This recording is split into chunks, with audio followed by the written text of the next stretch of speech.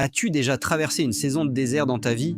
Une période d'épreuve, de solitude ou de tentation où chaque pas semblait plus difficile que le précédent? Le chapitre que nous allons lire aujourd'hui, Matthieu chapitre 4, nous montre que même Jésus-Christ, le Fils de Dieu, est passé par là. Mais ce désert n'était pas une punition, c'était une préparation à la mission, à l'impact, à la victoire. Et peut-être que ton désert aussi est une école divine. Abonnez-vous dès maintenant pour marcher chaque jour dans la lumière de la parole et ne rien manquer de ce que Dieu veut déposer dans votre vie. Dans les versets 1 à 4, il est écrit: Alors Jésus fut emmené par l'Esprit dans le désert pour être tenté par le diable. Après avoir jeûné 40 jours et 40 nuits, il eut faim. Le tentateur, s'étant approché, lui dit: Si tu es fils de Dieu, ordonne que ces pierres deviennent des pains. Jésus répondit: Il est écrit, l'homme ne vivra pas de pain seulement, mais de toute parole qui sort de la bouche de Dieu. Ce qui veut dire que le désert n'est pas toujours une attaque. Ici, c'est l'Esprit qui conduit Jésus dans le désert. Oui, parfois, c'est Dieu lui-même qui nous emmène dans des lieux arides pour nous y rencontrer, pour y façonner notre foi. Le diable tente Jésus sur le terrain de la faim, des besoins physiques. C'est souvent là que les tentations frappent, quand on est faible, affamé, vulnérable. Mais Jésus répond par la parole. Il cite Deutéronome 8.3. Il nous enseigne que la vraie vie, ce n'est pas seulement le pain, le confort, la satisfaction immédiate. C'est la parole de Dieu qui nourrit l'âme. Voici une application pratique dans notre vie. Quand tu es tenté, est-ce que tu réponds avec tes émotions ou avec la parole?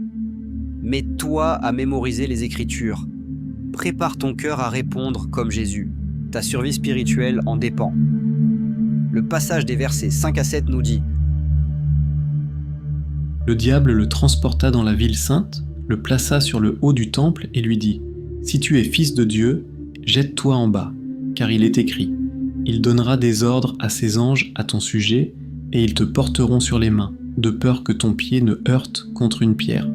Jésus lui dit: Il est aussi écrit, tu ne tenteras point le Seigneur ton Dieu. Ici, nous découvrons que Satan connaît aussi les Écritures, mais il les tord. Il cite les psaumes, mais les arrache de leur contexte. Ce que Jésus nous enseigne ici, c'est que l'on ne joue pas avec Dieu pour satisfaire nos doutes. La foi authentique n'a pas besoin de tester Dieu, elle lui fait confiance, même quand on ne voit rien. Application pratique dans notre quotidien. Méfie-toi des demi-vérités. Connais suffisamment la parole pour discerner ce qui est biblique de ce qui semble juste mais ne l'est pas. Et surtout, ne demande pas à Dieu de prouver son amour par des signes spectaculaires. La croix l'a déjà fait. Lisons maintenant les versets 8 à 11. Le diable le transporta encore sur une montagne très élevée, lui montra tous les royaumes du monde et leur gloire, et lui dit: Je te donnerai toutes ces choses, si tu te prosternes et m'adores. Jésus lui dit: Retire-toi, Satan, car il est écrit: Tu adoreras le Seigneur ton Dieu, et tu le serviras lui seul. Alors le diable le laissa. Et voici, des anges vinrent auprès de Jésus et le servaient. Cela nous permet de comprendre que voici le cœur de la tentation, l'adoration. Satan offre le pouvoir, la gloire, le raccourci, mais au prix de l'âme. Jésus rejette catégoriquement. L'adoration n'est pas négociable. Elle n'appartient qu'à Dieu. Et regarde la suite. Après la fidélité vient la consolation. Les anges viennent servir Jésus. C'est une promesse pour nous aussi. Si tu tiens ferme, le secours céleste viendra. Application pratique dans ta vie, ne vends pas ton intégrité pour une promotion, une relation, une solution rapide. Reste fidèle à Dieu. Ta récompense viendra. Poursuivons avec les versets 12 à 17. Jésus, ayant appris que Jean avait été livré, se retira dans la Galilée.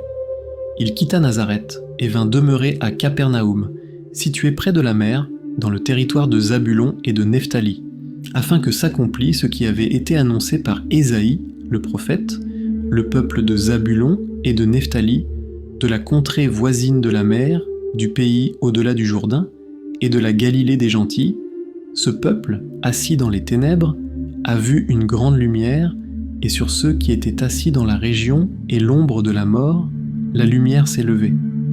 Dès ce moment, Jésus commença à prêcher et à dire « Repentez-vous, car le royaume des cieux est proche. » Ce passage nous montre que même les douleurs, comme l'arrestation de Jean, servent le plan de Dieu. Jésus commence alors son ministère, non pas dans Jérusalem, le centre religieux, mais en Galilée, une région méprisée. Et quelle puissance dans cette prophétie d'Ésaïe! Jésus est la lumière qui surgit dans nos ténèbres, qui transforme les vallées de mort en chemin de vie. Application pratique. Même si tu te sens loin, exclu, oublié, sache que Jésus commence souvent ses plus grandes œuvres dans les lieux les plus sombres. Ouvre ton cœur à cette lumière. Terminons avec les versets 18 à 25. Comme il marchait le long de la mer de Galilée, il vit deux frères, Simon, appelé Pierre, et André, son frère, qui jetaient un filet dans la mer, car ils étaient pêcheurs. Il leur dit « Suivez-moi, et je vous ferai pêcheurs d'hommes. » Aussitôt, ils laissèrent les filets et le suivirent. De là, étant allé plus loin, il vit deux autres frères, Jacques, fils de Zébédée, et Jean, son frère, qui étaient dans une barque avec Zébédée, leur père, et qui réparaient leurs filets. Il les appela, et aussitôt, ils laissèrent la barque et leur père, et le suivirent. Jésus parcourait toute la Galilée, enseignant dans les synagogues, prêchant la bonne nouvelle du royaume, et guérissant toute maladie et toute infirmité parmi le peuple. Sa renommée se répandit dans toute la Syrie, et on lui amenait tous les malades atteints de divers maux et tourments, des démoniaques, des lunatiques, des paralytiques, et il les guérissait. Une grande foule le suivit de la Galilée, de la Décapole, de Jérusalem, de la Judée et d'au-delà du Jourdain. Ce passage nous appelle à suivre Jésus, c'est répondre à son appel sans délai. Ces hommes ont tout quitté, leur métier, leur famille, leur sécurité. Pourquoi ? Parce que la voix de Jésus les a trouvés et qu'il avait quelque chose de plus grand pour eux. Devenir pêcheurs d'hommes, porteurs de la bonne nouvelle. Et déjà, la mission explose. Enseignement, guérison, délivrance. Partout où Jésus passe, la vie jaillit. Application pratique, Jésus t'appelle aussi. Es-tu prêt à tout laisser pour répondre ? Tu n'as peut-être pas à quitter ton emploi, mais tu peux changer de priorité. Suivre Jésus, c'est toujours un appel à la transformation. Verset clé à retenir. Verset 4. L'homme ne vivra pas de pain seulement, mais de toute parole qui sort de la bouche de Dieu. Verset 10. Retire-toi, Satan.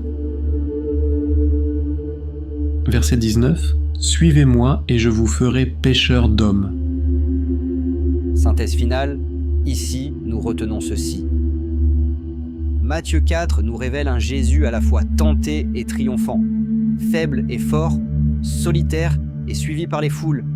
Il nous montre que chaque désert a un but, chaque tentation peut devenir un triomphe et chaque appel peut transformer une vie ordinaire en mission éternelle. Prière finale, prions maintenant. Seigneur notre Dieu, merci pour ta parole vivante. Merci pour ce chapitre où nous voyons ton Fils résister à la tentation, proclamer la lumière, appeler les hommes à le suivre et guérir tous ceux qui souffrent. Nous te prions pour tous ceux qui traversent un désert. Accorde-leur ta force, ta paix et ta lumière. Nous te prions pour nos familles, qu'elles soient un lieu d'amour et de foi. Nous te prions pour la santé de ceux qui nous entourent. Guéris, restaure, relève. Nous te prions pour notre travail et nos projets. Donne-nous la sagesse de toujours te mettre à la première place. Nous te prions pour notre foi, qu'elle soit ferme, profonde, enracinée dans ta parole. Et surtout, Seigneur, donne-nous la grâce de tout quitter si tu nous appelles, de te suivre sans regarder en arrière et de devenir à notre tour des porteurs de lumière, des pêcheurs d'hommes. Au nom de Jésus, Amen. N'oubliez pas de vous abonner pour continuer à grandir dans la foi. partager en commentaire le verset qui vous a touché aujourd'hui, vos expériences personnelles ou simplement un amen. Bonne journée à vous, demeurez dans la paix du Seigneur et soyez abondamment bénis.